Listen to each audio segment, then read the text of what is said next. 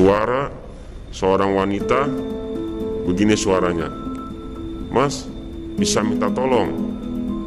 Sentak Opung pun kaget dan mencari suara itu. Ternyata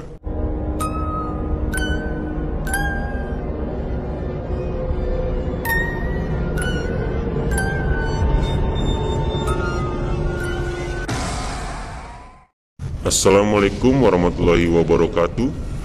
Jumpa lagi dengan saya, pecerita horor yang mengganggu tidur Anda. Ini cerita saya ambil dari pengalaman teman saya yang bernama Opung. Waktu ia masih duduk di SMA kelas 3 di Jakarta. Singkat cerita, Opung dan teman-temannya kala itu mengadakan kerja kelompok di daerah Jakarta Barat. Sedangkan Opung tinggal di Jakarta Timur. Opung berangkat dari rumah sekitar jam 7 malam menggunakan motor bebek menuju Jakarta Barat. Sampai lokasi Opung jam 8 bersama 4 temannya. Di situ Opung sambil mengerjakan tugas-tugas yang dikasih oleh sekolahnya. Selesai jam 11 malam. Setelah selesai, Opung dan teman-temannya sambil tertawa-tawa, ngopi nyantai. Akhirnya jam pun menunjukkan pukul 11.30. Opung untuk memutuskan untuk pulang saja karena besok akan sekolah. Namun yang punya rumah, temannya bilang kepada Opung, nggak usah pulang, nginep saja karena hari sudah malam. Namun Opung tak bawa perlengkapan sekolah dan seragam, bilang nginep untuk besok sekolah. Opung memutuskan untuk pulang saja, katanya. Nah, akhirnya Opung pamit dan 4 temannya pun pulang. Opung kebenaran pulang sendiri karena ia yang rumahnya di Jakarta Timur, sedangkan 3 temannya berada di Jakarta Barat semua. Akhirnya Opung mengendarai motornya. Kebetulan waktu itu suasana memang gelap, sepi, kendaraan pun jarang yang lewat. Tiba-tiba di persimpangan jalan, handphone Opung berdering, katanya. Opung pun berhenti untuk melihat pesan yang bunyi di handphonenya.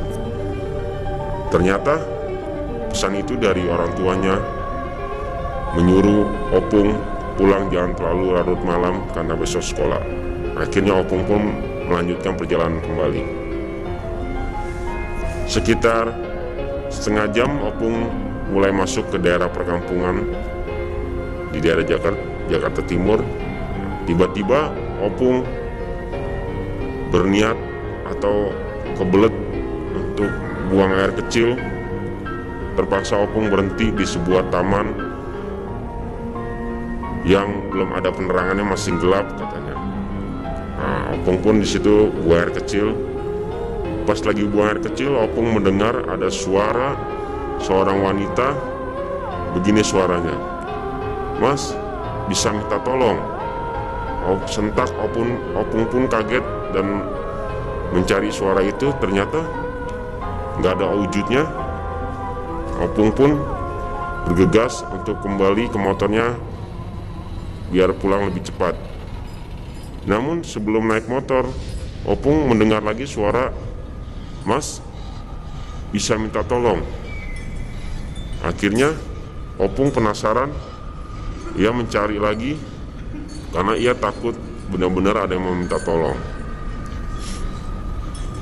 Nah, pas Opung lagi mencari, tiba-tiba Opung kaget ditampakkan sosok seorang wanita yang berbaju putih, rambut sembraut,